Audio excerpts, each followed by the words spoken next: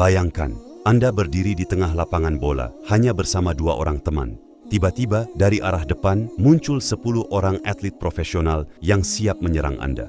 Secara logika, Anda pasti kalah. Situasi mustahil inilah yang benar-benar terjadi 1400 tahun yang lalu, di sebuah tempat gersang bernama Lembah Badar.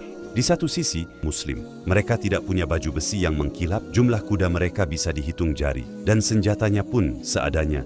Di sisi lain, pasukan Quraisy. Mereka datang dengan perlengkapan tempur paling mewah di zamannya. Kenapa mereka berperang? Sederhananya, ini adalah puncak dari penindasan bertahun-tahun yang dialami umat Muslim di Makkah.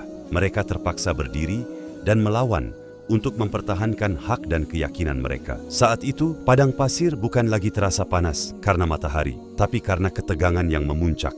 Bagi orang yang hanya melihat dengan mata, ini adalah aksi bunuh diri. Analogi sederhananya begini, jika Anda membawa senter kecil di tengah kegelapan total, senter itu mungkin terlihat lemah. Tapi, selama senter itu menyala, kegelapan sebesar apapun tidak akan pernah bisa memadamkannya. Itulah kondisi hati pasukan Muslim saat itu. Di tengah kepungan debu, Rasulullah Shallallahu Alaihi Wasallam menengadahkan tangan ke langit. Beliau berdoa dengan sangat khusyuk, memohon pertolongan yang melampaui batas logika manusia. Lalu, sesuatu yang luar biasa terjadi. Langit seolah merespon. Angin berubah arah, dan dalam catatan sejarah disebutkan, Allah mengirimkan bantuan ribuan malaikat yang turun dari langit.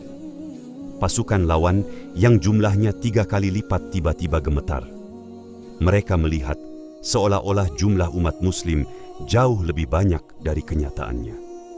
Strategi yang cerdas, keberanian yang tenang, dan campur tangan Tuhan membuat pasukan besar itu kocar-kocir hanya dalam waktu singkat.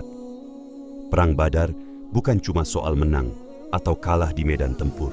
Ini adalah pesan untuk kita semua yang hidup di zaman sekarang. Mungkin saat ini Anda sedang menghadapi 1000 pasukan dalam hidup. Entah itu masalah finansial, tugas yang menumpuk, atau mimpi yang terlihat terlalu tinggi. Ingatlah, ketika semua orang berkata mustahil, disitulah iman kita harus menjawab, lihat bagaimana cara Allah menolongku. Sebab kemenangan sejati tidak pernah diberikan kepada mereka yang paling kuat, tapi kepada mereka yang paling percaya.